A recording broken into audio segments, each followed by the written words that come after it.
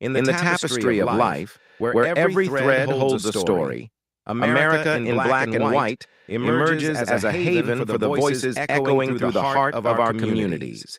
In this podcast, we wade through the rivers of our collective experiences, celebrating the vibrant hues of change brought forth by the whispers of hope and the roars of action. It's more than just a conversation. It's a journey into the heart of our society, illuminated by the light of those daring to dream and do. Join us, and let your voice be the melody that guides us toward a dawn where every color finds its place in the masterpiece of our shared destiny. Together, let's paint a future brimming with the positives that dwell in our minds and the actions that shape our world.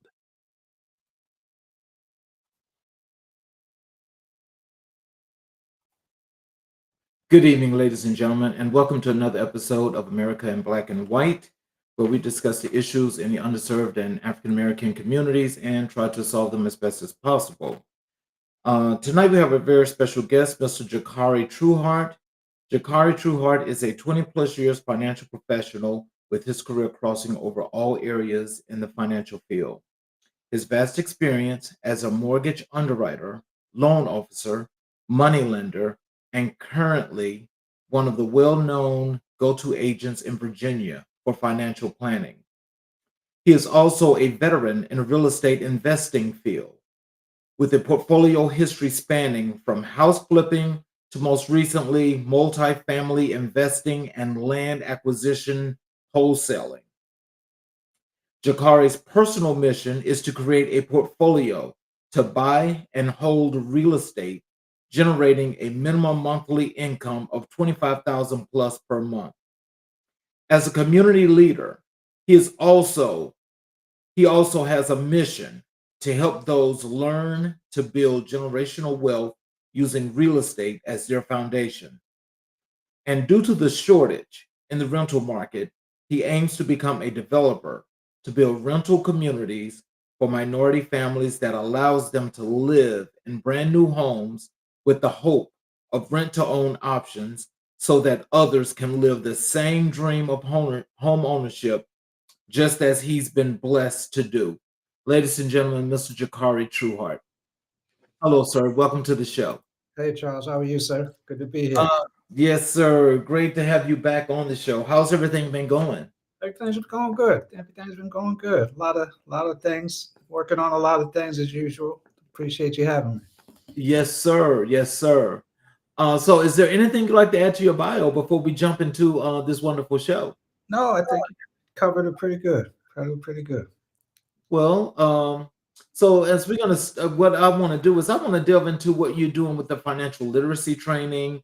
What you do with the investment properties and the work in the community. And as we're going through that, if there's anything that you'd like to expound and add to that, you're more than welcome to do that. And I definitely would appreciate that if that's okay with you. Yeah, definitely.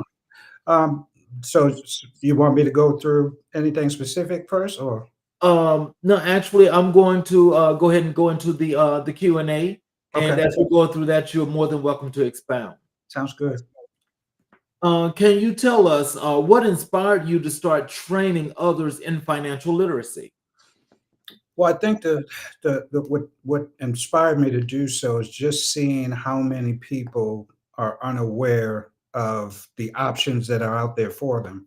And really, I take that upon myself because when I was in the process of learning about multifamily investing, which is very different from the area of underwriting mortgages that I was in on conventional loans, it's two different worlds. And so I realized I've been in this business 20 plus years and I had no idea of private money lending and money that you can receive or ask for in order to be able to purchase, investment properties. So once I realized I've been in the business and I didn't know that much about it, it just, pushed me in the direction of I need to help educate other people who obviously won't know about this, that have no connection to the mortgage field or the financial world. So it's been a great help for me and inspiring for me to be able to push that bar and help people to come to that knowledge. So as you was thinking about doing that and in doing those things, I mean, like, what determined which target that you would take to actually start this kind of training with? Well, I think the biggest thing was I think it's a combination of things. I think my personal journey towards um, multifamily investing. So me coming to understand that knowledge was one thing that helped me realize there's a gap in the literacy of people understanding how to do that. But then also because I'm also a financial advisor with Mutual of Omaha, and in the process, actually, since last time we talked, I've been working under the umbrella of Mutual of Omaha, but I'm actually starting to actually create my own financial firm, which is going to offer all of these products and offer all of this financial literacy. So a little bit of combination of my journey with mortgaging and investing, along with the my new journey where I've been, financial advising many others in a lot of areas of money growth and money investment, things of that nature. So all of that kind of propelled me to push forward to start doing a little bit more training and mentoring when people are open and looking forward to that. Oh, wow. Can you describe the key components of your financial literacy programs? Yeah, so the key components basically what I do a lot of is trying to one area that I do a lot of training on because a lot of people want to know. We hear a lot on social media about generational wealth. So there's a urgency for people to understand, well, what does that mean? How do I build generational wealth? And so part of helping them to train that, you have to find the areas in which build generational wealth. So one area is real estate, which is to me the number one area that you can build your generational wealth. Another area is in the stock market, in trading, and things of that nature. I don't go too much into that, but I do stick more towards real estate. The other area is in the financial planning strategies with IULs, Index Universal Life Policies. Those things, if you start them early enough in life, they're the long game of building generational wealth, but they're actually one of the greatest ones because they're tax free. So that's one of the areas where which I train and help educate, and then also annuities. Plenty of people haven't heard of those; they don't know too much about it. But it's basically something where if you have a lump sum of money, you can put your money into that. There's a nice interest rate if you catch it at the right time where you can have that money being grow from that and also build that wealth on there. So just areas of generational wealth building based on the products that are available. My job is just to help people realize what's out there and what best suits them based on their current circumstances. Oh, cool. So how do you tailor your financial literacy training to different audiences? Well, one thing I'm actually doing now that just is recent for me is I'm teaming up with just became a member with the Virginia Black Chamber of Commerce, and headed by the president and CEO of Anisha Hall. And so we had a great meeting. I explained to her what I'm looking to do and what they're already doing and doing a great job of here in Virginia. So we're going to actually come together and see how we can help, build programs. That's a part of what their mission statement is to help small and Black owned businesses. My mission is to help not only educate but also help Black owned businesses as well. So we're going to pair together, our resources and brainstorm and put together some programs, some events that we can actually educate those. And part of that's going to be me actually doing events that's going to be geared towards wealth building or investing in things of that nature. So I'll have different areas and different programs and classes that we're going to be able to offer in the next coming months. So, what are some of the small tidbits, in that partnership that you guys are forming, that the small businesses, especially in your area, or the people in your area, should know what to prepare for? Well, one of the things that Anisha Hall likes to advocate is sustainability. So a lot of entrepreneurs, we hear a lot of people that want to be entrepreneurs, but they don't understand some of the things that helps them get started. But now once you get it started and you get that part going, how do you sustain the business? How do you make that business grow? And so part of our mission is or their mission, I should say, is to help build sustainability. And I'd like to come and be a part of that. I've been successful with a few of the businesses that I've had. I've been in the mortgage business and investment business for many years, and so I've seen the way I'm able to sustain what I'm doing and continue to grow. And so I can just help add to that palette and be able to help others to not only start business but help that business sustain itself over time. And part of that's going to be the wealth building portion. So be implementing some of those products and things that I'm able to bring to the table and teach. Oh, wow. That's some really good stuff, and I'm sure that there are lots and lots of businesses that really need that help, need that advice, so they can learn how to grow. But can you tell me what are some of the ways that you guys are going to be getting that word out to the people in the communities?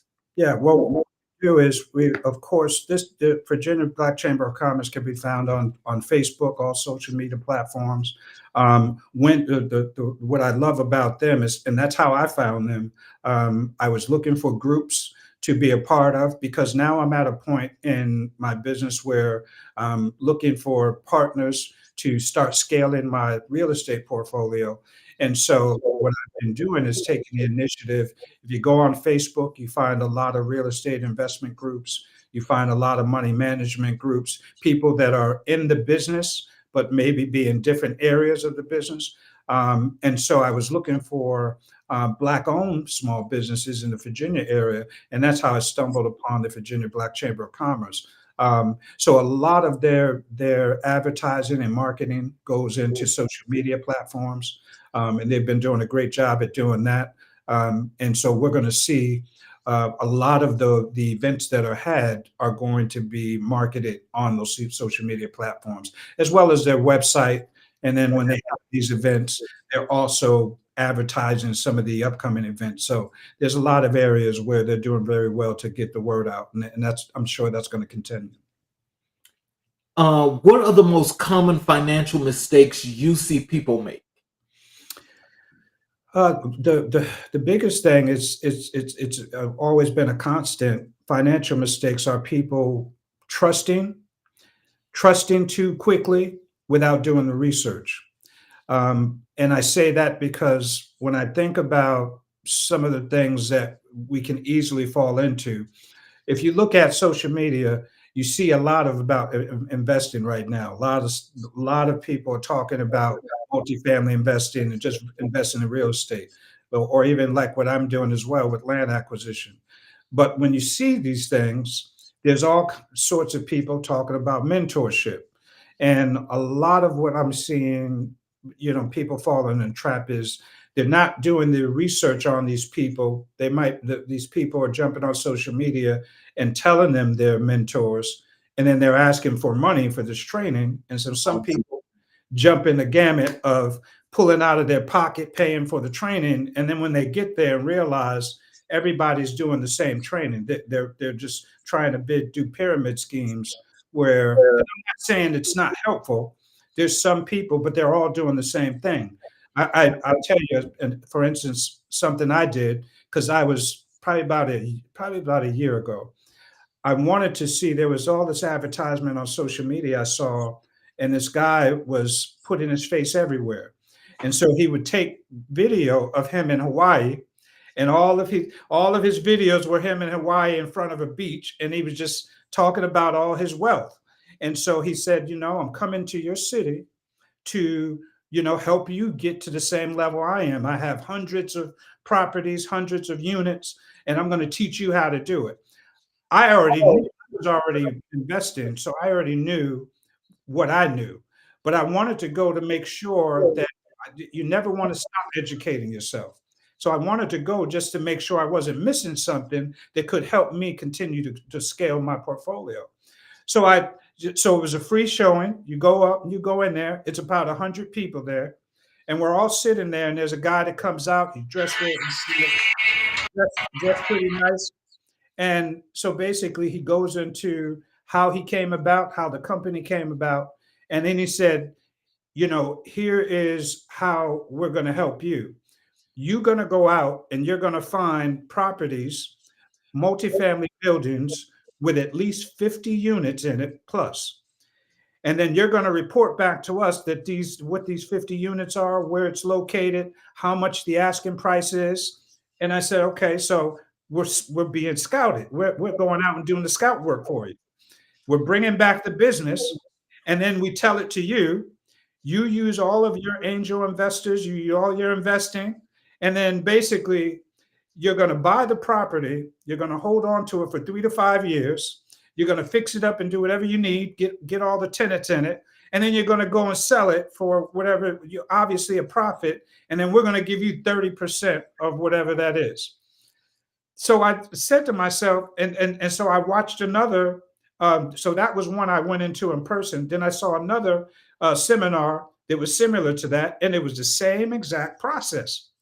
So I said, really, these people are telling you you're going to become an investor, and all they're really doing is telling you that you're going to be a bona fide scout for their company, and they're doing it for free, and you have to wait 3 to 5 years just to collect a check of 30%, if that sells and everything goes the way it should. So you're not looking at any kind of profit, nor will you be an investor anytime soon by going the route that these people are going. So just that education of people not understanding what they're getting themselves into. So that's kind of what propels me to push forward and to help educate people that that's not investing. That's helping someone else invest. You're just a piece of the puzzle, helping them scout properties and doing all the legwork. But they're going to be able to sit back, provide all the money, and then they're going to collect a bigger chunk, and you'll get something somewhere down the road. So yeah, I'm not interested in that. So that that's where the education comes in. As you say that, I'm sorry for actually harping on this, because what you just said was so key. I'm always skeptical of those kind of things. I'm just being honest, because I'm just a natural skeptic. Yeah. But with those, I'm always skeptical because it always looked like when they do this advertisement that it looks the same. Yeah.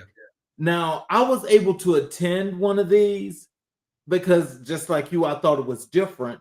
Yep. But when I went there and the way it started out, honest to God, I got up and I just walked out. Yep. I'm like, no. Let me ask you this. But before you walked out, did they ask you to purchase some type of class? Yep. It's like a couple days. Usually it's like a 2-day class or a full week class. There's probably a dollar attached to it. So just say that out of 100 people that showed up, they want 100 people to come there. They already know people like you and I are going to probably walk out because we're going to be the skeptic ones. But there's going to be people that have no idea. They don't know what they're getting to. They're just so eager. They're going to go sign up. And when you sign up to the class, they tell you, hey, we'll give you all your money back. You can bring somebody else with you for half the price or for free. And then we'll give you all your money back if you're not satisfied at some point, but you got to go through the whole class. But if you pay for it, you're looking at $1,000 to $1,500, whatever that is. They only need a certain number, and they know it. There's going to be, out of 100 people, there's going to probably be about 75 that drop out. 25 are going to sign up before they leave. So if you figure, if you're charging $1,000, just to say a flat number, that's $25,000 just in if they come to the city of Richmond, Virginia. Now they go to your city. They do the same thing. Another 25 people, 25,000 there. And then they're doing this. This particular company came here and they did it in different cities in the Virginia area. And it was about 5 different places close by me in proximity. So I was doing the math that just $1,000 on 25 people every time they go to a hotel, they're over $100,000 before they even leave. And they're doing this over state after state. So the real business is not real estate investing, is really real estate mentoring, and you're charging a fee for it, and you're making millions before you have to do the thing. So that's the type of literacy that you want people to understand they're getting themselves into. And that's the common mistake. You sign up, you swipe a credit card, you're out of $1,000, and you may get some valuable information, but it's not going to help you right now to start your portfolio and build that in the future. And that's kind of what helps me to keep doing what I'm doing, so that people can be have that literacy of understanding what they should be doing and what's a trap versus what's a reality, and a nice plan of action from now and for the next 5 years, how they can build that portfolio up. Oh wow. And see, that's actually smart, and I wish that a lot of people would just take heed and actually critically think those situations. But as you say, when you so want to make that move, Yeah, that it's the emotion that takes over, yeah, and you just do it. yeah, yeah. And then you're out of money. You think you're moving towards something. You run around telling all your family and friends, I'm excited about this. And then a year later, they ask you what happened to it. And then they realize nothing. But now you're skeptical, even more skeptic, and you won't do anything with anyone else because you think this person soured your taste towards investing. And so you don't want to be bothered with it again. So it makes it bad for those who are really teaching you what you need to do. And so that's why you really have to do your homework and try to see what has been working for people and what gives me the best plan of action and the what best opportunity to either build generational wealth as far as building for my family or investing and trying to build a sustainable business and investing things of that. So, how do you measure the success of your financial literacy training? Well, I think the measure of success for the training would come from one, seeing those who actually are attending and then coming back and giving feedback on what has been worked for them, what they're actually doing. So if I'm teaching a class and I'm explaining to them about what an IUL is, and they're calling these insurance companies and they have their own people who they'd like to work with, and they're signing up for these things and they're getting themselves started, you know there's not a lot that you have to invest to get started, and that's the great thing. So you're teaching them small ways to build wealth towards the future, and as long as they implement what you're teaching them and they do the transaction in the business with legitimate people in the insurance field, it's you can't really go wrong unless you totally go left field. But in this particular space, if you sign up for a policy and you're looking for a specific dollar amount, I help people understand that if you're signing up for something, what is your projection? What is it you're trying to accomplish? If you're trying to build money for the next 10, 20, 30 years, how much money looks good for you? And I can build and teach them how that particular IUL insurance, life insurance policy is going to get them there. And I can structure the illustration to show them this is how much you have to invest every month. And in 5 years, 10 years, 20 years, this is what your expectancy should be as far as how much money you've gained and how much interest this is going to accumulate for you. And so you can see you would be well off in the next 10, 15, 20 years if you stick to this guide and this plan of action that I'm giving you. So I think the measure of success is first seeing how many people come to the class or the event, how many people come back with feedback that, hey, I started, JT, with my policy and your advice, and this is where I'm at right now. I think that really is the telltale factor, because it's a long game in a sense when you're investing, into a long-term financial goal. But the immediate satisfaction comes from seeing how many people took advantage of it. Ooh, are you virtual or in person or both? I do both. I do both. Actually, last time I think I mentioned to you, last time I was on with you, got a few people reached out to me and asked me about the mentorship on the real estate investing. So I had a lot of virtual because there were people from Georgia, Philadelphia. I'm here in Virginia, so I did a lot of virtual consultations after you and I met. But here with the Virginia Black Chamber of Commerce, my goal is to pair up with them so I can reach a broader audience. And go back to your point, how do I designate what that audience is going to look like? The Chamber of Commerce is basically filled with people of all different business backgrounds, different companies that they started, and they're different ages, different age groups, new entrepreneurs all the way into senior entrepreneurs, and so you get a nice variety of range of ages and experience in business. So the goal is to just continue to attract people, obviously, and then those events are going to obviously be within the local vicinity, but there's also going to be some virtual opportunities as well. Oh, cool. Well, I think I have to be a part of that next class. Yeah, Yeah, that investing, yeah, that's one that actually deserves a lot of detail and a lot of work, and yeah, that's definitely something to do. yeah, definitely. You're always welcome, child. Yes, sir. Can you share a success story from someone who benefited from your training? Well, I just had one of my I should say mentees. She actually, from the financial side of things, when I talked to her, her goal was basically she was wanted to get into real estate investing, but she also wanted to do something that I'm doing right now, which is I'm wholesaling land basically. So I'm buying land and I'm selling it to builders.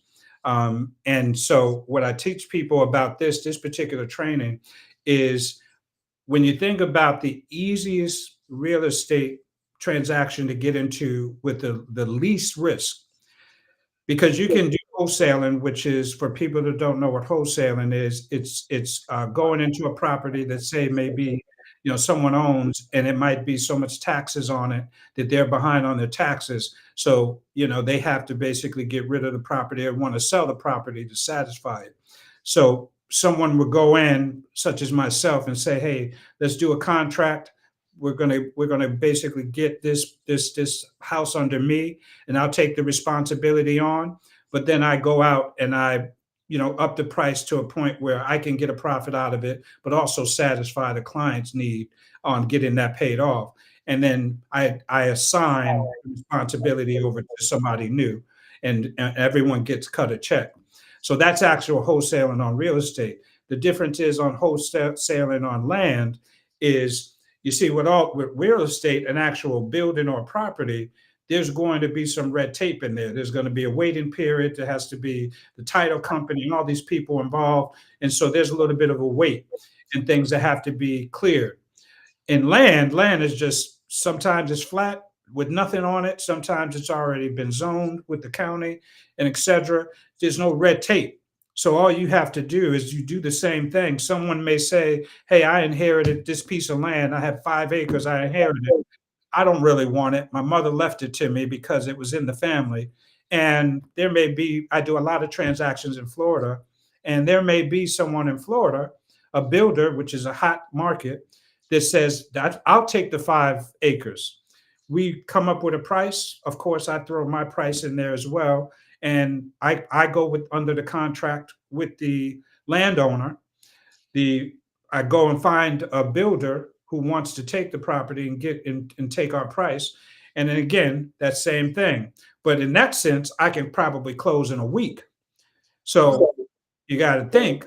So now you don't have to wait 30 days on a normal closing, or sometimes months, depending upon the whole wholesaling of another property. But land, I can literally probably start, if I can find a builder today and we agree on price, I can sign that contract over. All we have to do is include a title company, and the title company cuts me a check and says, "Here's your portion." And that can be anywhere from $2,000 all the way to $100,000. Just depends on what the deal is and what builder's willing to pay for it.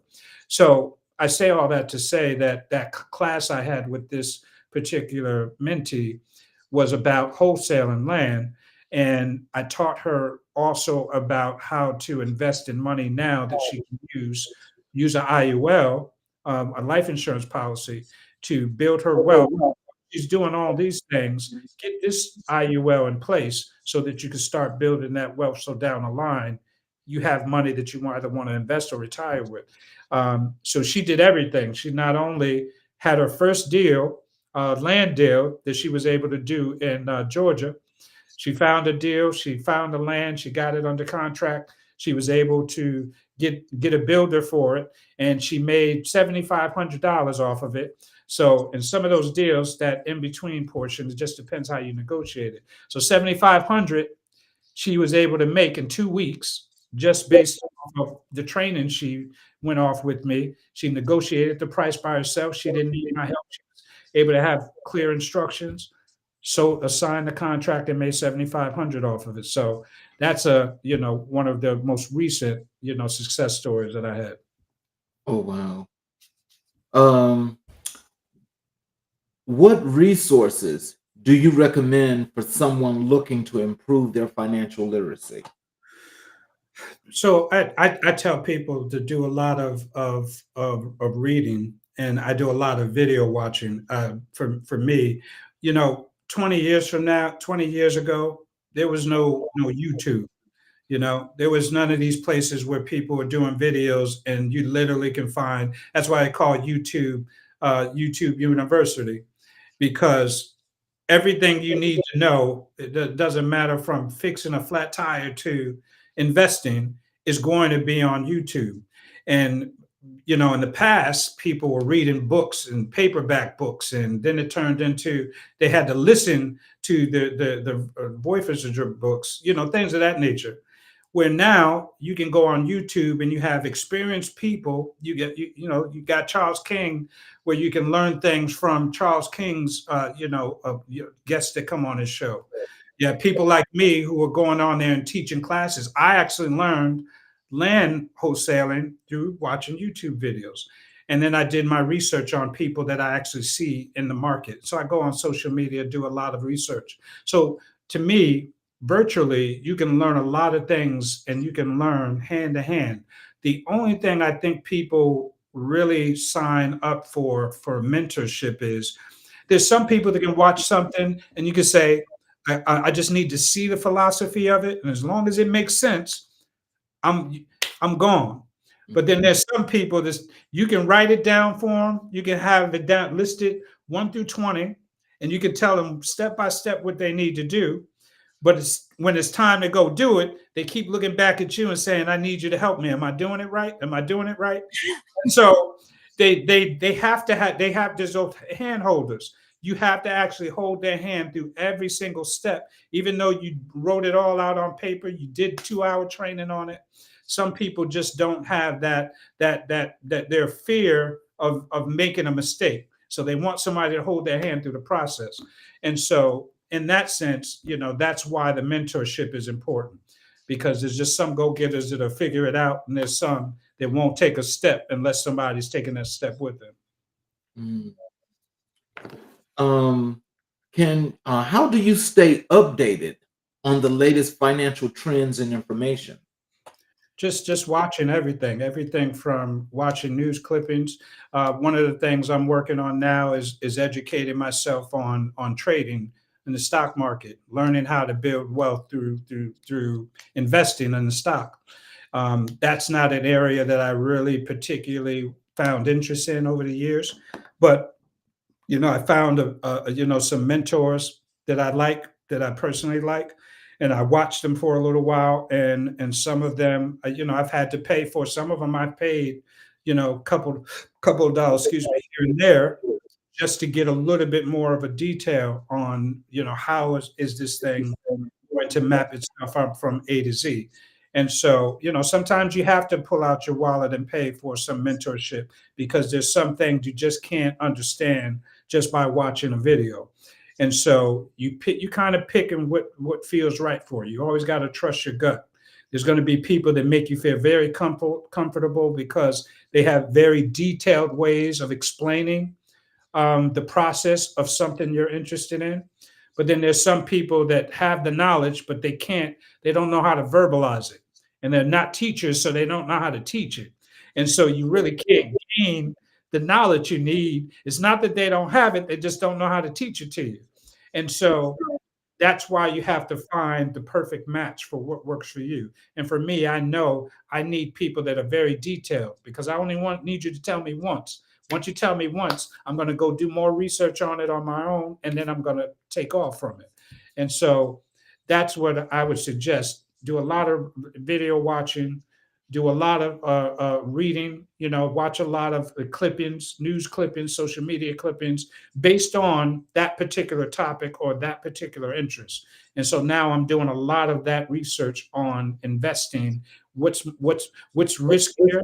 What do I lose money most on? What type of investing in the market do people gain the fastest growth in money? How much money should I be investing? So all those kind of questions are kind of what I try to do, and I just use a various amount of areas to teach myself. Wow. So that goes back to that university learning. Yeah. Learn the concepts. That's what they teach you in college and universities. Yeah. That's what a lot of people need to make the adjustment for, but a lot of people just can't. Exactly. Can you explain the difference to our audience as to what's the difference between financial literacy and financial planning? Yeah. So financial literacy is just, it's self-explanatory to the point where you just need to know. Like I have a family member that called me some time ago, and 30-something-year-old female. She's always been, under her mother's wings. Her mother always took care of her. And so she never really got out there and really did anything on her own. So she was interested in finding out, how does she build her credit score up? How does she even establish credit? She had no idea. She's 33 years old and has no idea at this point how to establish credit. So one of her things was she started a checking account, and she got a Visa check card. She was under the impression that because it has a Visa logo on it, that as long as she would swipe the card and use the card, long as the Visa logo's on there, that's how she's going to build credit. So, of course, you and I are looking at it and saying, you're not building credit off a check card. That's only the Visa logos on there, so you only have purchasing power in a store and to swipe the card. But it's coming out of your checking account, not credit. But see, that's financial literacy. So now you have to go in and explain, hey, this is how you build credit. You actually have to get a credit card, not a debit card that's attached to money in a checking account. And so you get a Visa, choose a company that you like that gives you the best interest rate. So now here's where the financial planning comes in, the strategies come in. Okay, so now your literacy is, you don't use a check card to build credit, you use an actual credit card. Now that makes you educated to understand how to start credit, or one way to start credit. And then now at this point, now here comes the way that you actually strategize. You get that credit card, you go find a company. First thing you do is get a company that gives you 1 year or 2 years of interest free. So everything that you purchase for the first year or two, there's companies that want to earn your business, so they'll do it for free. So it'll give you no interest charge for the first year or two on purchases. So you go with that company because that's going to be your best return to save and not build up debt. You go with a company such as that, they're going to start you off with probably about $300, somewhere between $300 to $1,000, $300 to $1,000. And then you start making purchases. But to strategize, you just be careful on make purchases, but make sure you have the money there to pay it right off. And you do that for a while. And as you build a reputation over a year or so of just making sure you're making on-time payments, now your credit is going to start being established as someone who is responsible, because that's what they're looking for, responsible spending, and someone that we can rely on that's going to pay our money back. When credit companies see that, that's when they start offering you more money. Before you know it, you'll get flooded of credit card offers and everyone wanting to give you credit. And so you'll start establishing from there. So that's the difference between literacy and actual planning. So that's a great segue. because my next question to you is, what role does budgeting play in your financial literacy training? Well, budgeting, when you start looking at, you set a goal out depending upon what it is that you're trying to accomplish. But for instance, going back to the female that wanted to build, her wealth over time, she wanted to do it basically, wants to start off using the IUL because it's the easiest way for her to actually build and see a nice return each year. So it just to give you a tidbit, an example, she wanted to invest maybe, she said, I usually out of my paycheck, she works a full-time job, out of her paycheck, she likes to take $250 and put it into a savings account. But a savings account is only going to give you, I mean, it's not even 1%. So it's even less than that. So in a month, you if you put in $250 in there, you may receive a dollar out of that amount. I'm just throwing a number out there. So you're not going to see anything in there. So the only money you're accumulating is the 250 every time you get paid. But if you take that same 250 and you put it into an IUL, and now that IUL is going to gain interest anywhere between 7 to 10%, depending upon who you go with. Most of, if it performs correctly, it's going to be anywhere between that. And you can go from 7 to 10% interest. And now every month you're going to see an interest. And so you look down the line and you see how much interest you gained on that. Now, 5 years from now, you're at $13,000 that you built up, or you'll be at 20 something. All of that accumulation just depends on how much you're willing to put into it. You put $500 in every month in 5 years, that can turn into $30,000, $40,000. So it just depends on what you're willing to put in. But that's where the planning comes in. You have to make a goal on what exactly am I trying to accomplish? What's my long-term goal? Where I'd like to see myself 5, 10, 15 years. I'm a believer in making short-term goals. I know my end result. My end result is I want it, like when you introduced me earlier, you said, one of my goals is to make $25,000 a month. See, that's my short-term goal. I know that I want to do that just with real estate investing. I want to be able to have enough properties to where, and this is after taxes. This is after I pay all my fees. You dabble into enough real estate. You do the math on everything, and you're strategic with your planning, so that every property that you buy, once your units and your mortgages are paid off, you're bringing home $20,000 to $25,000 that you bring and put in your pocket. That's a short-term goal for me within 5 years, and if I can do it within 5 to 10 years. And so that's the same thing with anyone else that I would, talk to with financial planning. You know what your end goal is. And so what do we have to do to help you get there? What is it you need to invest in now to help you get to that goal that you're trying to do? So set a short-term goal. So if you're trying to save money that you want to borrow from to invest in real estate, well, you need something that's going to give you instant return. And so that might be different areas. But long term, if you want to retire and you want to say, when I'm 65, I want to have $2 or $3 million in my account. Well, you start with an IUL now while you're young. You put this amount of money in it every month. That IUL is going to return, and it's going to turn, by the time you're 65, it's going to turn into $1 million, million plus dollars, And I've shown people the illustration, and it's tax free.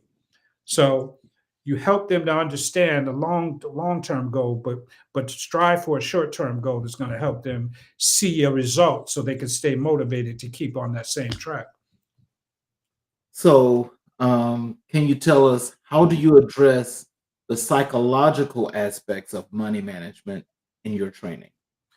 Well, psychologically, you have to be very patient.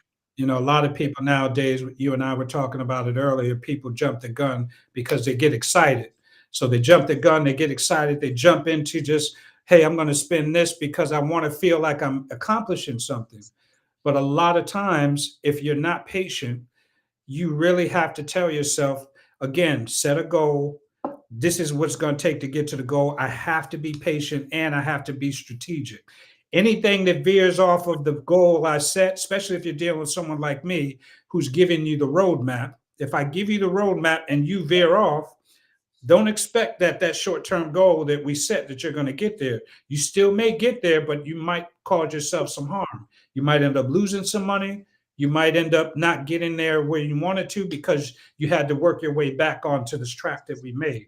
So psychologically, you just have to be very motivated, but you have to be strategic. And to be strategic, it takes patience. Because I can tell you, investing in multifamily properties, people see the glamour of it. I'm a multifamily property owner. You know, I have 100 doors. You know, they call doors units. So I have multiple buildings and I have 100 units. That's great. But if you spend all your money paying for the mortgages, you didn't watch the interest rates, you just took whoever told you they were going to give you the money to purchase it. You didn't care about the interest rate because you just wanted to get in there. You basically didn't do the math and consider what the cap rate is, and that's a whole nother story. But you going in there and you're not realizing how much you're going to profit. You may actually not profit. You may break even, or you may actually pay more than you're actually bringing in as income. So all of these things that you're trying to be quick about getting to your goal, but you're really setting yourself back years. And it's going to take you even longer now because you weren't strategic and you weren't patient. And so you really harmed yourself, and you'll get discouraged and quit because you really didn't stick to a plan or didn't ask anyone to help you plan who had the experience to help you get there. Mm. Wow. So, so overall, just when it comes to the financial literacy, Mhm. what people should be taking away from this is, one, understand credit, set goals. Mhm. Once you set the goals, you what do you call it? You go out and you do the action, you make it happen, and just be smart about how you move. Yeah. You know, any dream starts with you just thinking about it, right? You Mhm. say to yourself, no matter what the dream is, I want to be a celebrity. I want to be a recording artist. That's the dream. It starts here. But how do you get from here and just thinking about it to actually finding yourself in a studio recording the music and then on stage being the celebrity you want to be? There's a lot of in between space for you to be able to get there. And so that's the same thing that we do when it comes to investing, same thing we do when it comes to money management. I know what my dream is, but I have to do the research to get there, or someone has to help, guide me so that I can make sure I get there with success. And so that's the thing. You think about it first. Now you put the plan in action. The plan in action is whether how you decide that plan in action is going to go. Do I ask somebody to help me plan it, or am I willing to just put the time in to watch and do enough research to make the plan? But once that plan is in place, now I start going with the plan, and then as long as I'm setting short-term goals, I can see over a small period of time without waiting too long. Am I seeing growth? Am I seeing things happen? For me, investing in multifamily properties, I brought my first 3 buildings and I said, okay, I'm in the game of investing. But years ago, I used to just invest in fix and flips, invest in those. I never thought about multifamily properties. But when I saw the benefit of it, and I saw so many people talking about it, I said, I already know how to fix and flip. But what about if I brought and held on to the property? So buy and hold is what it's called. What are the benefits going to be for me? Well, if you want to make 20 to 25,000 and that's your short-term goal, how am I going to make 20 to 25,000 per month? Well, what I have to do is I have to buy enough properties. I have to be mindful of what how much I'm investing, how much money in the tent. If the tenants are fully occupied, how much money am I going to get off this building every month? Okay, if I'm going to make, after I pay everything, I'm going to make 5,000 off these buildings. Okay, now if I buy a few other buildings, and then as I'm, paying off these mortgages, and I'm seeing profit, I know the trajectory of how many I need to be able to make that money that I want to make. And so it's the same thing with everything with financial planning. We have to understand where we're trying to go, Now we start strategically planning how we're going to get there and what's going to get us there. And so that's the first thing I would tell anybody, no matter what their goal is. What is the end result? And then let's start off trying to figure out, how do we get to that end result? Let's transition over into investment properties. Okay. What led you to start investing in properties? Well, going way, way back to when I was in another state, my a friend of mine and I were interested in investing because that was a new thing on TV. People were buying properties, and all these reality shows about flipping properties were there. And I'm in I'm like 22 years old, and so I was really excited about it. And I was like, oh, I could do that, and that's what really got me into it. Got my real estate license just so I can have access to MLS, be able to see all the properties that came on the market. And so I just was able to, get into it from a young age, just going in and having a love for real estate. That's one of the biggest things that I tell people, no matter what you decide to do, try to have a love for it. Don't go into it because you see Charles doing a podcast and you're like, oh, I could do what Charles does, but you don't have no love for it. You just want to do it because you see Charles doing it, you think you can do it. But if you have a love for it and then you see Charles and say, you know what, I love that. Now I'm watching Charles do it and I'm picking up pointers and blah blah. Maybe I ask Charles to give me some tidbits on how I can go from here to here. But there has to be a love behind it. You'll never stick to it. There's a stick to itiveness to doing anything. And if you don't love it or don't have a love for it and that love is not growing, you won't stick to it. So it takes you off of that pattern of what we talked about, is that sustainability and being strategic about things.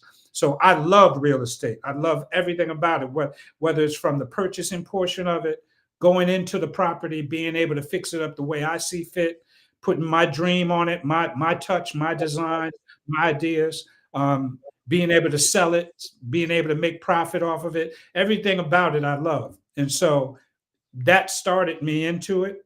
And then years later now, and being in a whole nother state, now what I do it more. I like the multifamily process, not only because of it being a long time goal for passive income, but I actually enjoy, I recently realized I do my self-management of my multifamily properties. Because if you buy a multifamily property, what you'll see people talk about, when you're kind of doing your research, watching videos, they'll say, "Oh, buy the property." Most of the time, you're investing outside of the state you live in. What you'll see is people say, you buy the property, how many doors you got. You hire a management company. Probably there's always already one in place because of the previous owner, but they charge 5 to 10% of whatever you make a month. So say if you have a property, you have a quadruplex, which is 4 units, and that 4-unit property, say each unit makes say $1,500 per unit. So that's $6,000. And you got to pay the mortgage on it. Say the mortgage is, just for instance, net numbers sake, you pay the mortgage and it's $5,000 total to pay that. Now you got $1,000 profit. If you have to pay the management company, which most of them are usually real estate firms, they want 5 to 10% of your profit. So if you're making $5,000, $6,000 a month, they want 5 or 10. You give them 10%. You're giving them $600 off the top, because now they're going to manage it. So you're only going to bring $400 home.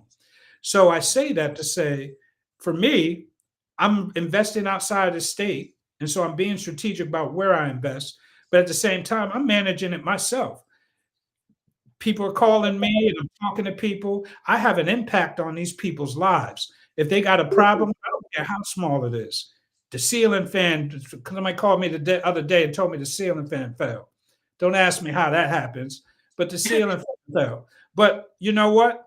I got somebody out there and we fixed it, put a brand new one in, blah, blah, blah. I realized I grew up in apartment complexes. My mom was on Section 8. She was a single parent raising 4 boys. My mom made relationships with her landlords. There was some landlords she hated. There was some landlords she asked for something, they do it at the drop of a dime. So I was introduced to what it would be like to actually be a landlord and the impact that it can have on you being a tenant. And I like being, I don't want to be a slumlord. I want to be someone that these people can call, have a real relationship with, knowing they can depend on me because I'm asking you to pay your rent on time. So if I'm asking you that, the reciprocal thing. If I ask you to pay on time, you need to be able to realize that if something goes wrong, I'm going to basically be there for you to take care of it. So, you know, when I think about all those things, that's what builds that love for it. But at the same time, when it comes to the money management of it, you have to be understand what you're willing to take on. And part of taking on what I do in the multifamily space is I do a lot of the legwork myself, which I'm okay with right now. Now, if I get to the point where I have 100 units and they're scattered all over in different states, of course, I'm not going to manage it myself. There's no way I can do that. What I probably do, I was just telling someone this other day, they were saying, well, how are you going to hire? You can hire a management company, but again, the way I think is how can I save money and keep the money in my pocket? So I said I would create my own management company. I hire my own people, and all they have to do is take phone calls and take issues, go through the Rolodex, find out where the people we have in place to fix and take care of issues, and schedule the appointments and have the people taken care of.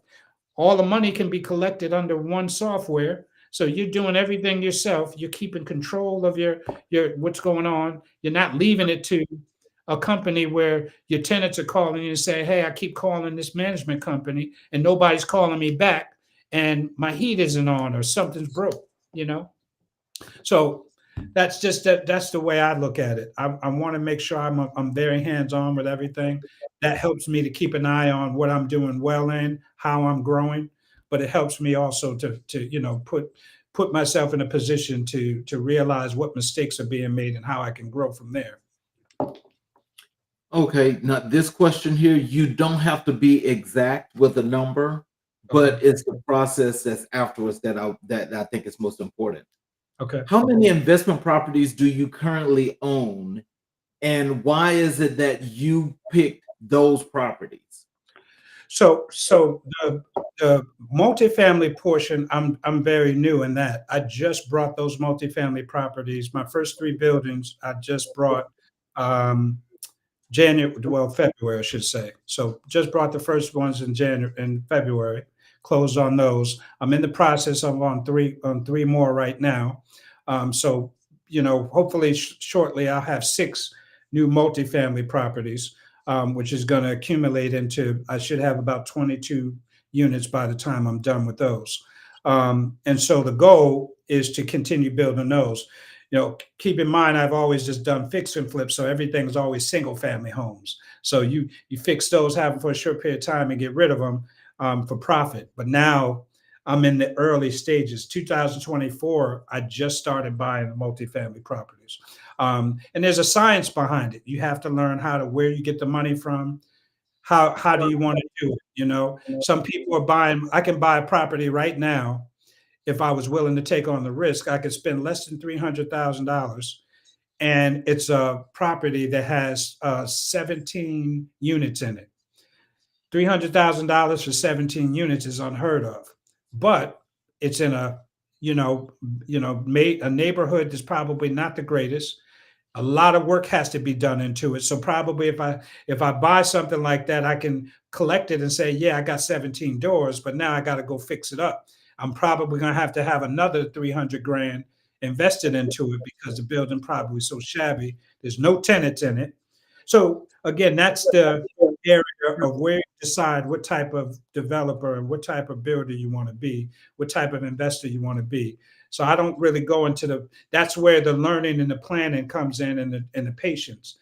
My goal right now is buying properties that are already tenant filled, so I can get into the properties. So to answer your question, I have those those units right now. So by the time the year is out, I should be at that mark, having 7 buildings, and I should be over 22 units if everything goes as planned. And then in the meantime, I have single family properties that, I own or manage. So those are in the process. Those come and go as well. So what is it that made you pick those properties? And so that's a good question. I want to answer this one because, one of the things I see a lot of there's a guy, I'm not going to say who, there's a guy on social media that I follow just because I'm interested in his take on the industry. But he tells people, don't buy properties in your backyard, which means that if I'm in Virginia, don't buy properties, don't buy properties that are not in Virginia. You know what I mean? He says, as a new investor, you should be buying properties that are right here in your backyard. I don't agree with that. And I'll tell you why. In Virginia, in certain other markets, I can tell you, DC, Florida, all these other high markets, Georgia, a lot of these different markets where the property values skyrocketed right now. In these other areas, if you buy into these well-desired places, there's a four quadruplex on I'll tell you, for instance, there's a quadruplex available right now downtown area and where I'm from.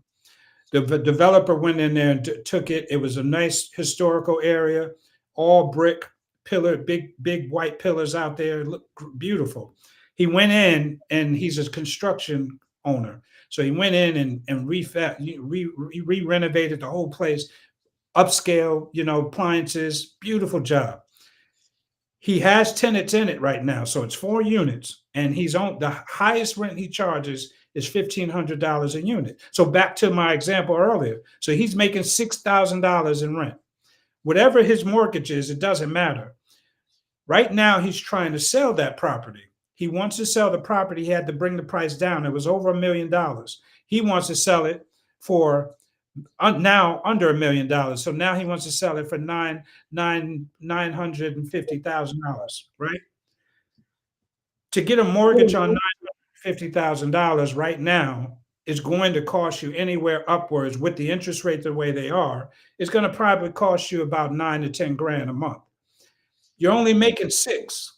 So you're going to end up spending $4,000 out of your pocket every month just to pay a mortgage. So you'll never see the profit on this thing for years. So what's the benefit for you? I got $1 million property with 4 units, but I'm making no money on it, and I'm probably not going to make any money on it for a long time. So that's where I was stating you have to be mindful of where you are and what type of investments you make. So to answer your question, my first properties were in Texas. The reason why I picked Texas is because Texas is, hardworking people. Most of the people keep their jobs. The area that I brought in is right in the area of Fort Worth, Texas. People are excited about, apartment renting, because one of the things I've noticed is when I did my research, most of the people have jobs where they're basically working a regular 9 to 5, probably a labor job. There's a lot of factories in the area and dealerships in the area where people do blue collar work. And so to get to the point where they can purchase their own home, it may take them years. So their market is strictly renting. So when they want to upscale and move, their family moves to another level, it's, well, what's the next nice apartment I can get into? Not, well, I'm going to buy my first home, because that's just the money there does not allow them to save 20% to put down on a property. So the long short of it is I pick areas that I know the area is not high in crime, but at the same time, the people just are looking for a nice place to live. But I'm looking for a place that's low and the expectation of how much they can offer on these properties. So I can go in now, the properties that I'm in, one of the properties I brought, the guy was selling it for $200,000. That same property here in Virginia would have probably cost me $500,000. And with no way I would be able to buy that property here and buy all 3 at the same time. I was able to buy 3 at the same time. So that's really the short of it. It was a property, it was in good condition when I did the inspections. The landlord just wanted to get rid of it. He had it for years. The area was nice. I went to visit so I can make sure it was something I really liked. Um, but I didn't go visit it until after I closed on it. I did all the research I needed to beforehand, and I used a realtor, of course, in that area. So I relied heavily on that realtor as well. And so I invested where I knew I can get the most property for my money, and it's working out. I'm getting a profit right out the gate. I don't have to wait years before I can bring money on that property. So the longer I keep it, the more money I'm going to make. I've already increased the rents on it. So where I came in at, I'm already $600, an increase on the rents. So that makes the property value go up. So if I sell those properties now, I'm instantly going to make not only the money I put into it, but I'm going to make a profit on it because now those properties are, higher in value because of the amount of rent they can collect. So that kind of drives the reason and how I make those decisions. I want to ask you this question, just ask your opinion, and it's general, but it's broad. Mhm. I know since the last time you was on the show, Yeah. I've kind of like been doing some little scouting and so forth. And I want to ask you, how do you feel about places like Alabama, Mississippi, Tennessee, parts of Oklahoma, and parts of Louisiana as being not only just an investor, but making a real move and impact? So every one of those states you just mentioned, I have a list of states that I'm interested in purchasing. Every state, every state that you mentioned is on my list. The only state that's not on there is Mississippi. And I'll tell you why. Because one of the research pieces of research that you want to do is do research on the economic situation in that area. What Mhm. is the job market like? What's the sustainability of people who get jobs in those areas? And how long do they keep them? Or what's the layoff rate? That's one of the market researches I do. So Texas is very good at their sustainability as far as their economic situation and keeping their jobs. Mississippi was one of the ones where they have a lot of people that are good thing is on Section 8. So you have a nice sustainability of making sure you get on time rents. But at the same time, also, you have a lot of layoffs and a lot of unemployment, percentage there. And that's where I crossed them off my list. But Alabama actually did very well in that area. So I actually started looking at some properties there. Tennessee does really well, but Tennessee is expensive. So That's if you're Tennessee, in the natural area. yes, Tennessee is what I think Tennessee, if I was going to do something in Tennessee where I didn't want to invest a lot of money into when it comes to keeping a property, I'd probably go into that market more with an Airbnb, more of a short term or mid-term rental situation, because of the fact that it's a nice tourist state and you get a lot of business with people in and out, or you get a lot of medical professionals that will go there and need short to mid-term rentals for a period of time where you can make a nice healthy amount per month. But as far as investing there right now, unless you stumbled upon the right property, it's going to probably cost you a pretty penny to get into it, where you may not be able to see your return right away. So for me, my short-term goal is get into the states where I know I'm going to be able to make a profit right now. I don't want to wait the long game. If I was in my 20s, it'd be a different story. But for now, I need to be making my profit right off the jump. And those states, Oklahoma's good, Louisiana's good, but it scares me because again, they're kind of like in that Mississippi range. You That's don't know true. what that market's going to be like. And so while you can buy and it's affordable, it's Ohio is another one. Ohio is dirt cheap. You can go to Ohio and man, I would purchase 10 properties in Ohio for what I probably paid for what I have in Texas. and I can buy all one family or multifamily properties, and I could probably buy 2 of them for $100,000 right now. So Ohio's a great option, but I wouldn't mess with that unless I knew 2 things. I had people that can do the contracting work to get it up to par if it wasn't, because most of them need some type of rehab on them. But also, I have to make sure my Section 8 situation is in place, because that's where you want to make sure in those type of areas, you want to make sure you're bringing your money in because it's guaranteed.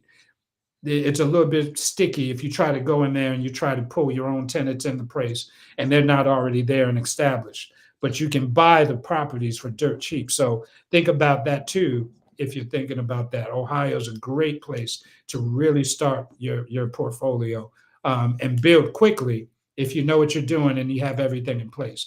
And I'll just add this tidbit on there too. A lot of people ask me, why did you start in another state if you live in Virginia? Why?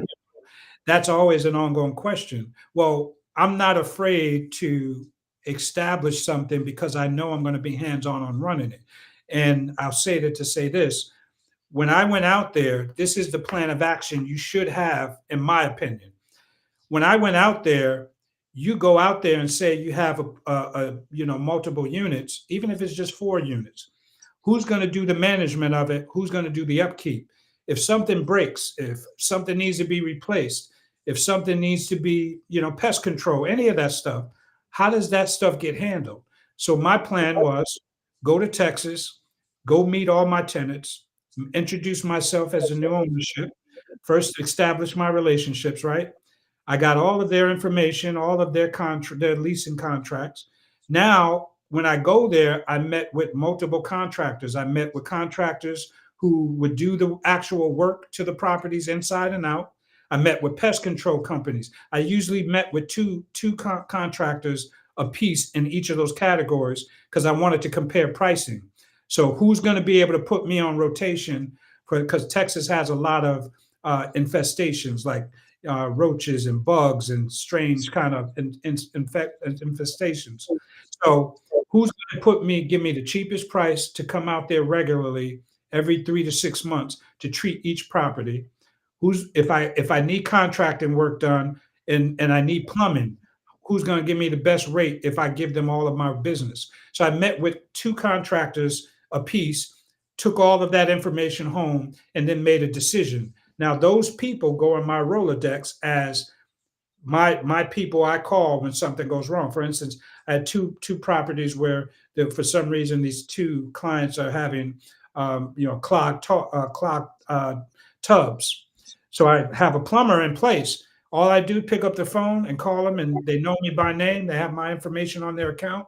Hey, go to this unit. They're having a clogged tub. Go to this unit. They have a drainage issue. All of this stuff can be managed just by making phone calls. You don't have to do anything else. Once you put that plan in place, as long as you're a diligent person, you're going to stay on top of it.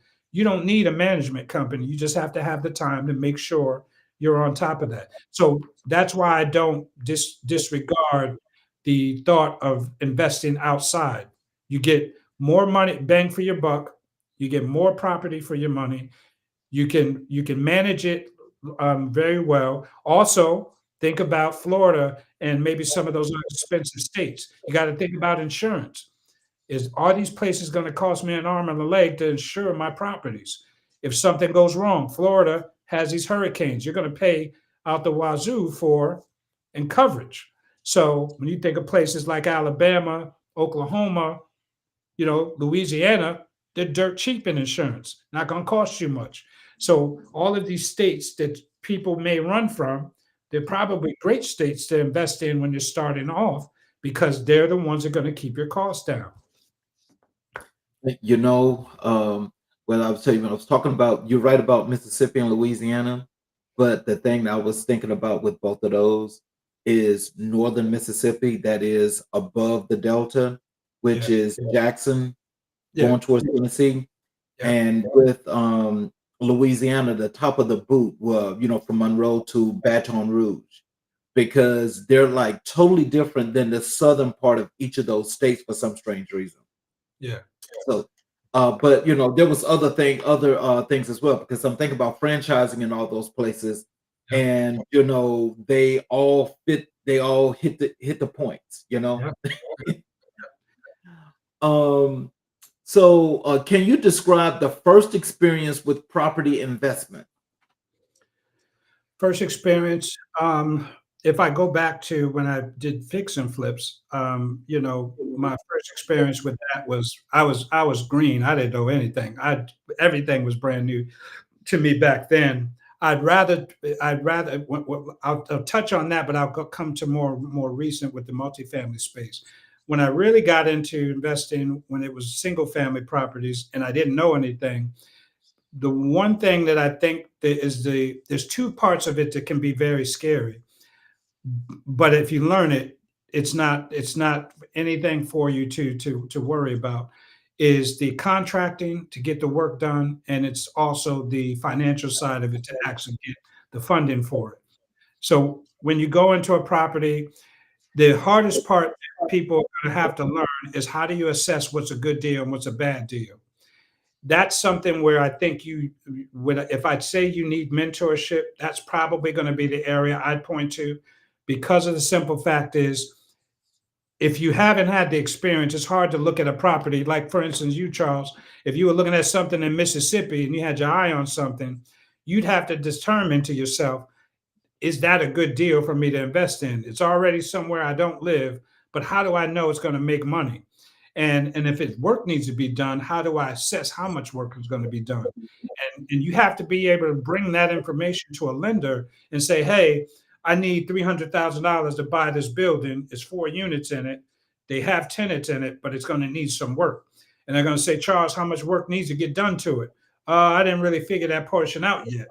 Well, we don't want to give you money because you don't know how to assess how much money needs to get in it.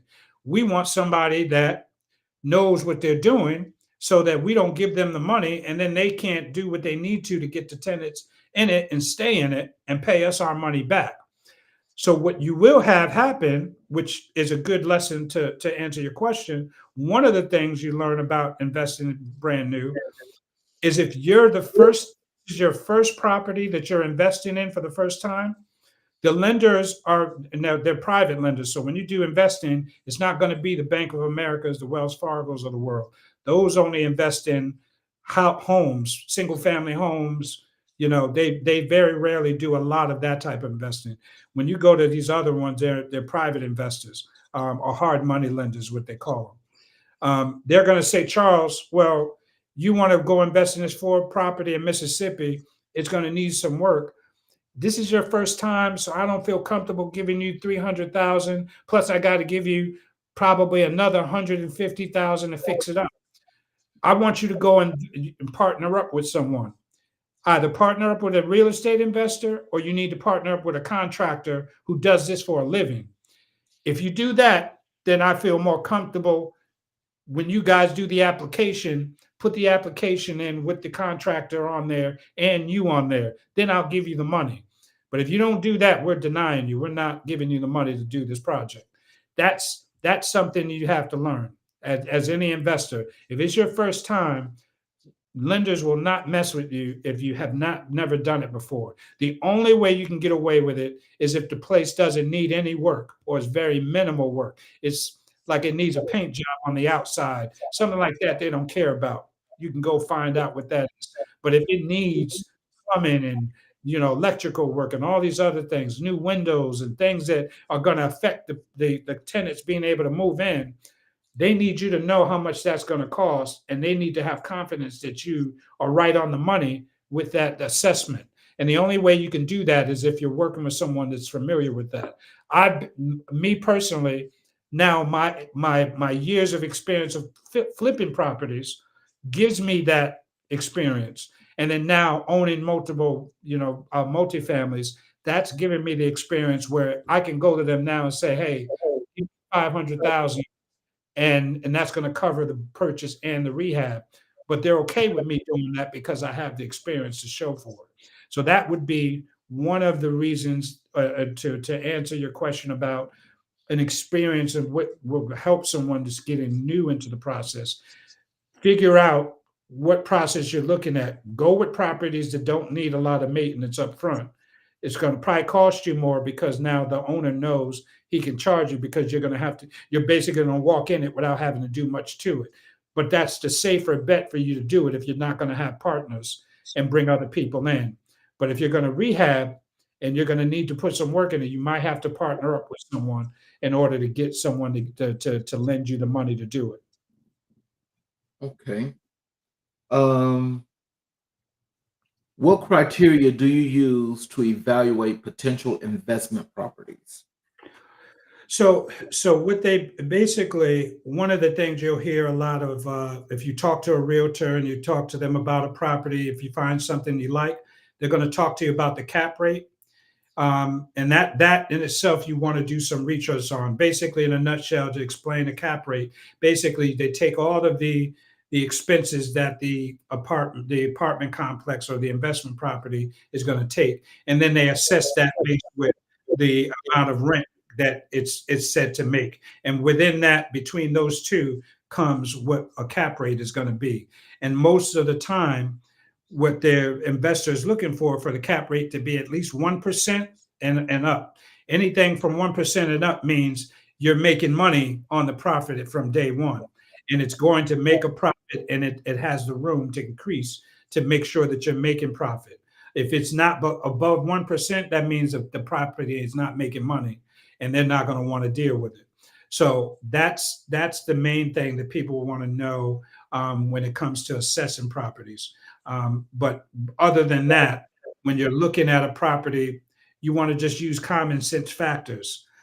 When I go into Zillow, so to speak, and I'm looking for, that's one of my main sources to find properties. I'm looking strictly for multifamily properties. And then, like you said, I'm going to go through my list, Alabama, Louisiana, all those places, see if I can find something. And if I find something, now I'm going to look at that property and say, does it look like it needs work? Is the realtor telling me there's already tenants in it? That's their number one key. Are tenants in it? Okay, this might be a deal to look into. There's already someone in it. Okay, now do I need to do any repairs to it? Is it just cosmetic? Cosmetic is just paint and little things of that nature. But more extensive work is on the inside to get people to actually. If you go Section 8, Section 8 people gets a bad rep because Section 8 is not going to let you skate by without fixing things up. So you're going to have to come out of pocket to get it up to par. So when you go into some of these low income areas, like say Ohio, it better be up to par. Section 8 is going to say no. And you basically won't make no money until you can get these things fixed and get tenants in it. They won't put their tenants in it. So that's how I assess my properties first.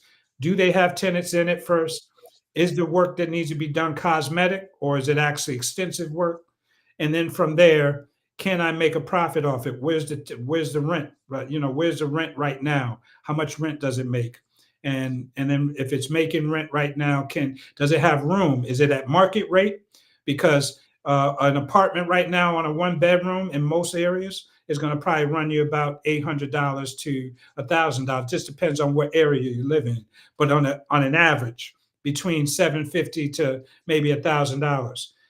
2 bedrooms, 3 bedrooms, you're looking anywhere from 1,200 to maybe 1,600 for 2 bedrooms, and then can kind of go up from there. In my area in Texas is kind of middle range, so the most that Section 8 will pay is at market rent, which is good because now Section 8 used to only pay 80% of market.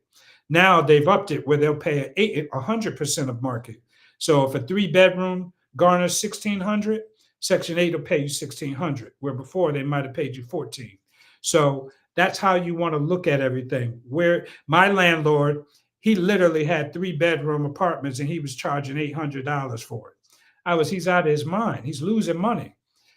Now I have that same 3 bedroom apartment for 800. I have them making 1,100, and then there's room because now market is still going up. So eventually, I'm going to move that rent up to 1,200 and to where it needs to be. So that's profitability for me. Continue. That's kind of how you want to do your first quick assessments of the property. Mhm. Oh, look, I want to be make sure that that I'm not gonna run out all your time here. We're halfway through this second segment. Are you good on time? Or can Yeah, I finish this segment? I mean, yeah, yeah. okay. Um, how do you manage the risk associated with your property investment? Manage the risk as far as, well, there's different areas of risk with the property. And so when I think of risk immediately going into a property when I'm purchasing, is you talking about more purchasing or once you're already the owner of Well, it? well, actually, it'd be a combination of both Okay. because that is to get into that property. Sometimes it can be you got in and you think you did some due diligence, but you missed something. So now there's going to be a risk of you having a serious loss. Yeah. You know, I can tell you one example of risk. And it, again, it comes into the team you have around you. So I had a really good, I didn't know him well, but he's now a part of my team in Texas. But I got a good, really good young realtor in Texas. He gave me a great recommendation for an inspector. So I found out in one of my properties that the owner of one of them, um, in order for him to create, they were only a two-bedroom, one-bedroom unit building, but the owner wanted to create three bedrooms. So they added on an addition. When they added that addition on, they added the addition. So it added an extra bedroom to the units. So now the three units, of course, allows the three-bedroom unit now allows the owner to garner more asking power for rent. But there was a foundation issue. And fortunately, my inspector was able to catch it and say, hey, there's some cracks in the foundation right around the new addition that was made some years ago. That would have cost me 20 grand to fix it when I did my inspection. So one of the things I can say that when you manage your risk towards purchasing is making sure you have to do an inspection anyway, or the lender's not going to allow you to complete the process. But hopefully you can team up with a good realtor, use a reputable inspector. The inspector, I wouldn't use anybody else. This guy was so thorough, and we did everything virtually. So I had to do everything without seeing the property. So I relied heavily on his expertise to help me understand what I was getting myself into. And so my purchasing of these properties was based on his recommendation that, hey, this is a good deal.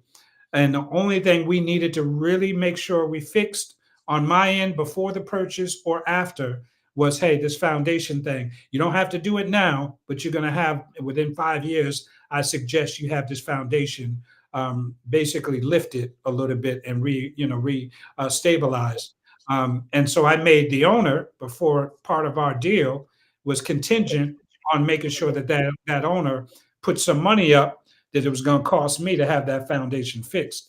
I didn't make him pay everything, but I made him pay a hefty portion of it because he didn't do it during his tenure of ownership. So I wanted to ensure that I wouldn't have to take all the cost on. And so things like that, making sure you have a good inspector, make sure the appraisal, you get a good appraiser out there to look at it. Those things are going to help you manage the risk going into a property, especially if you're going into a property that you knowingly know needs rehabbing done. But that's why, again, my opinion would be, if you're new to the game, don't go into things you got to do major work to. That's going to help you manage risk. Go into something that already has tenants in it, already is obviously, whether the Section 8 people or not, go into something that you know has tenants, it's a livable unit. Now that helps you to say, obviously, I may not have to do a lot of things to get into this property, and I won't have to come out of my pocket. And I'm just a new investor getting into something before I can even see profit for myself. what advice would you give to someone looking to start investing in properties? Everything that we've kind of touched.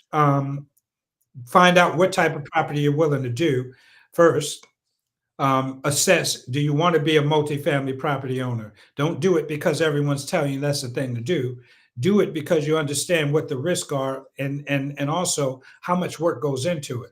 I mean, I get phone calls because I don't know if it's a gift or a curse, but because I allow to be so hands-on, I allow the tenants to call me directly. But that means every problem, they think they have the source. Hey, I can call my landlord now. And every issue that they have, they're calling me for. It doesn't matter whether it's one called me the other day about a garbage can argument because the other tenant was using dumping their garbage can, their garbage in their garbage can. They're calling me to figure out why that's happening. So, that you have that type of thing. But so do you want to have a multifamily property, or do you just want to own a property? Maybe do start off with a duplex. Are you going to live in the property and rent the other side off? There's an advantage to that. Right now, FHA gives a nice loan program where they'll let you go into the property. They basically pay all of it, where you can move into it, but you have to live there for a year. You move into it, you rent out the other half. After a year, if you want to move out, you move out. You made your obligation to FHA, which is a government-funded loan for those who don't know. You can move out after a year, and then you rent the other one out as well. And now you're making money in both of those units. Or you can do a quadruplex like that. You can go buy a 4-unit quadruplex, take the FHA loan, get into the property at with very little down. I think they don't make you pay more than I think it's 3% to get into the property as a down payment. You get into the property. It's strictly contingent on making sure that there's tenants in it. You can live in that and then rent out the other 3. The other 3 units are going to basically pay the mortgage. You're in this property rent free, and it's either earning money for you, or allowing you to save money because now you're not paying a mortgage. You're letting your tenants pay the mortgage. You complete your obligation with them by staying in it a year.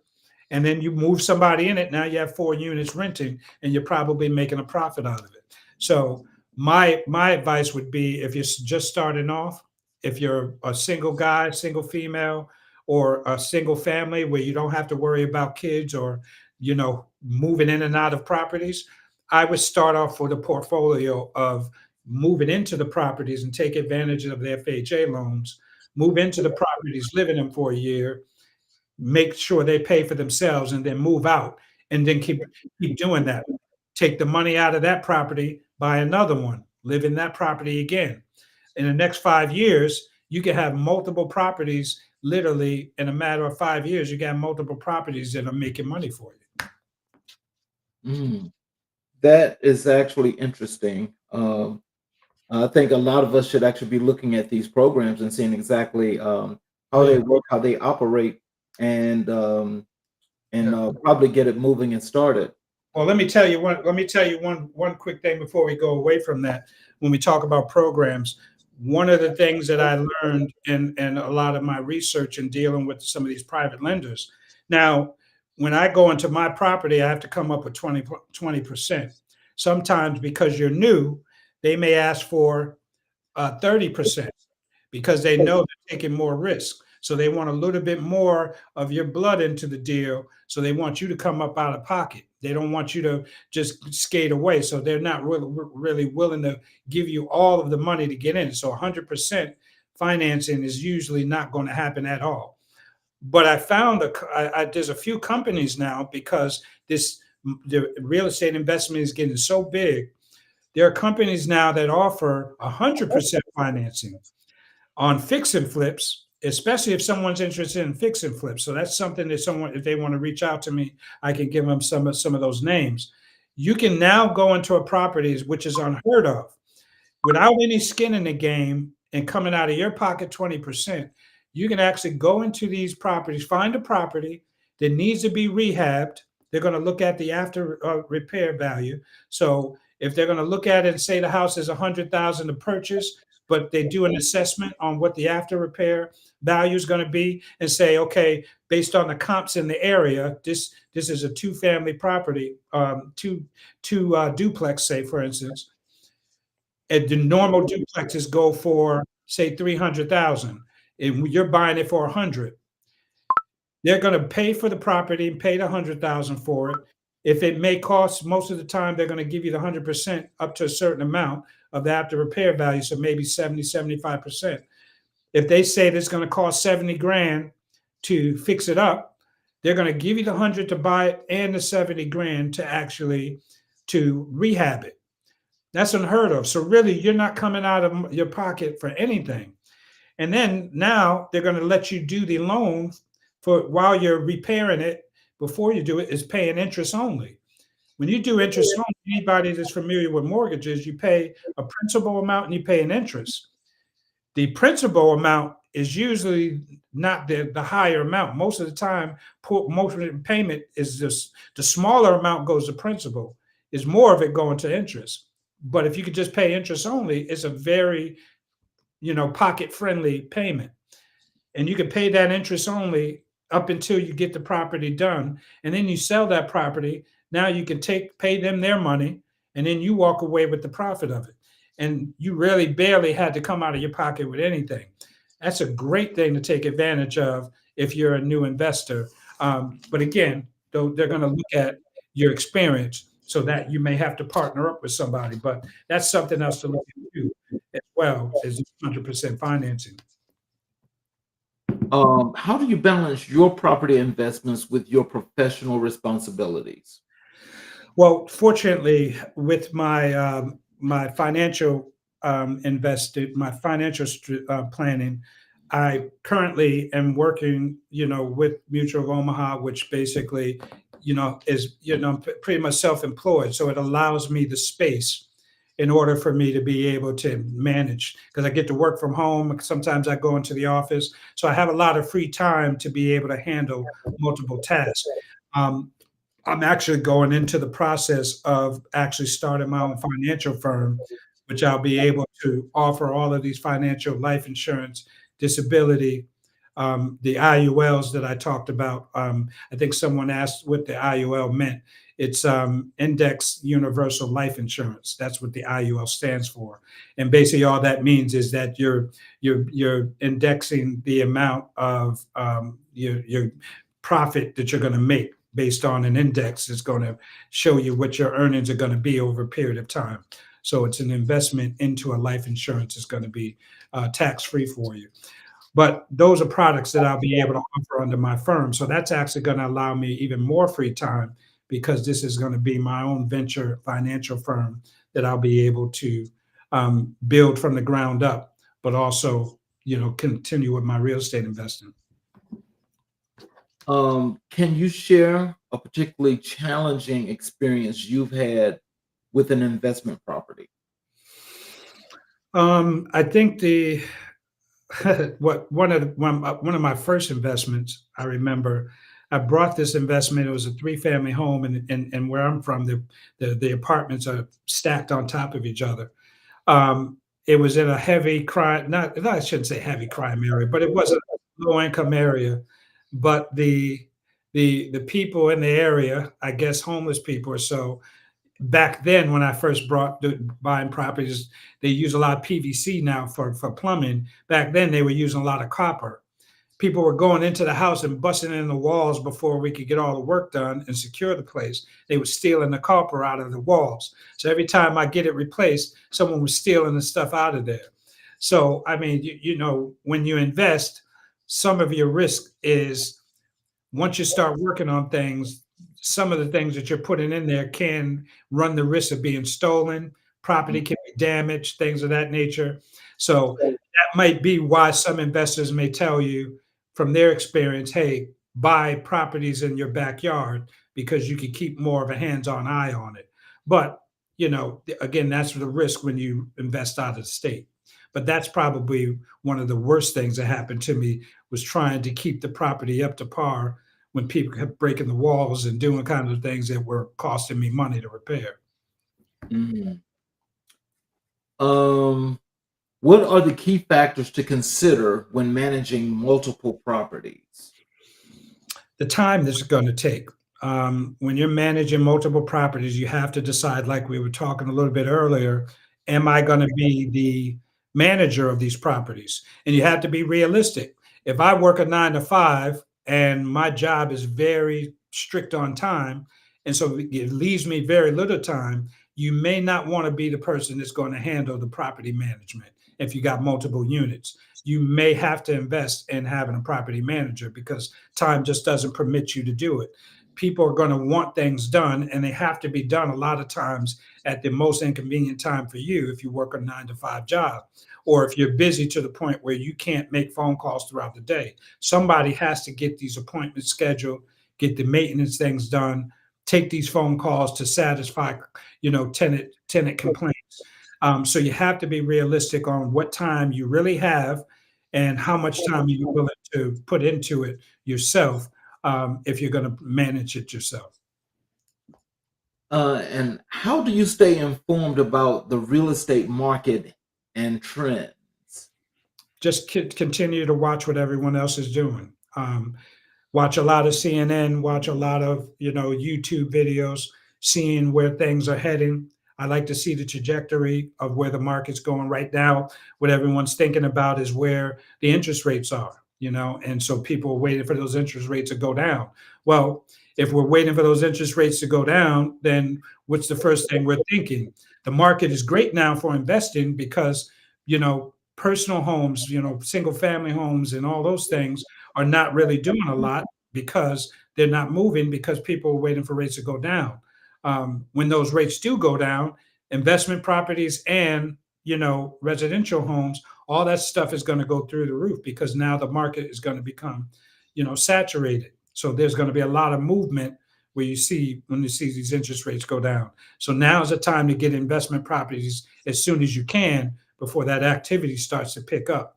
And so that's why I'm trying to solidify some things myself before we start seeing that happen. So only way I know that is because I'm watching social media. I'm watching, these other, gurus and other people that are speaking about the industry that are helping me understand where things are going. You have to always keep your ear to the street, so to speak, to understand what and keep ahead of the game or make sure you're staying right on that track where everyone else is.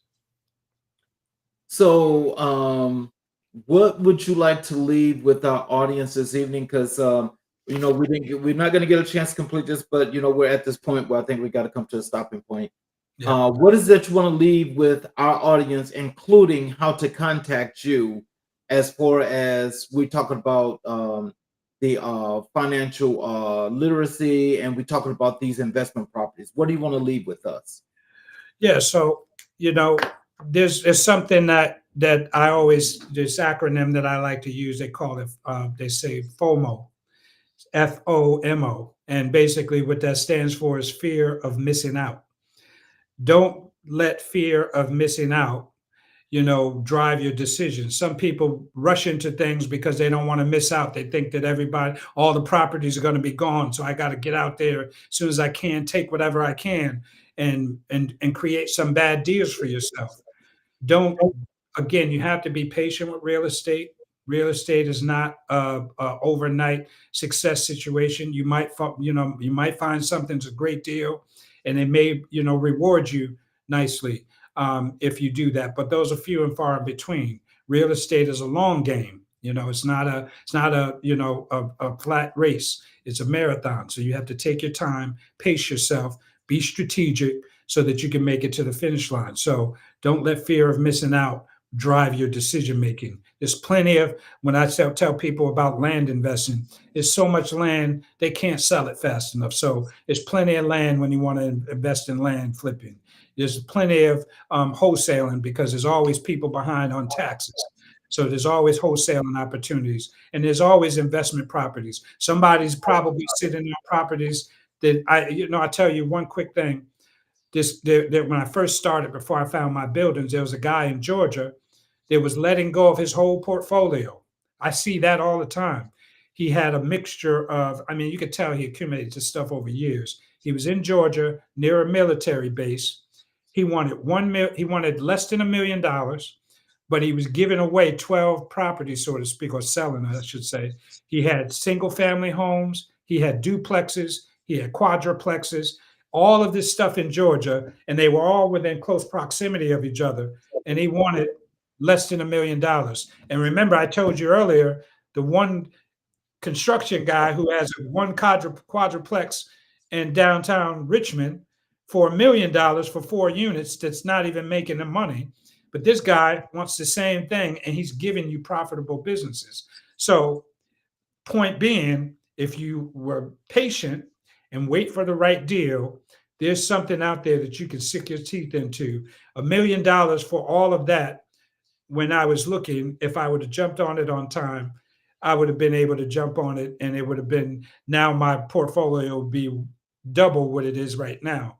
But you wait for these opportunities. They're always going to come up. Be patient, plan out. If you know yourself well, and you know that you're not the person that's a self-starter, and you don't know what to do after step 1, get you a mentor. Get someone that you trust. Get someone that has a track record of sustainability, but at the same time, a track record of success. Reach out to that person. And then if you want to find ways to build towards your future, also reach out to a financial planner such as myself. I can be reached at, I'll give you a phone number where I can be called and text, is 800-539-1137. Again, 800-539-1137. You can reach me directly. People call me JT, so you'll hear that a lot. And then also, if you want to look into the IULs, look into investing for the future, those are some things we can talk about. You can also email me at J as in Jack, T as in Tom, L as in Larry, R as in Robert, LLC at gmail.com, JTLR LLC at gmail.com. That's my direct business email, and I can reply back there. So I can put all social media platforms. You can find me on all things J True.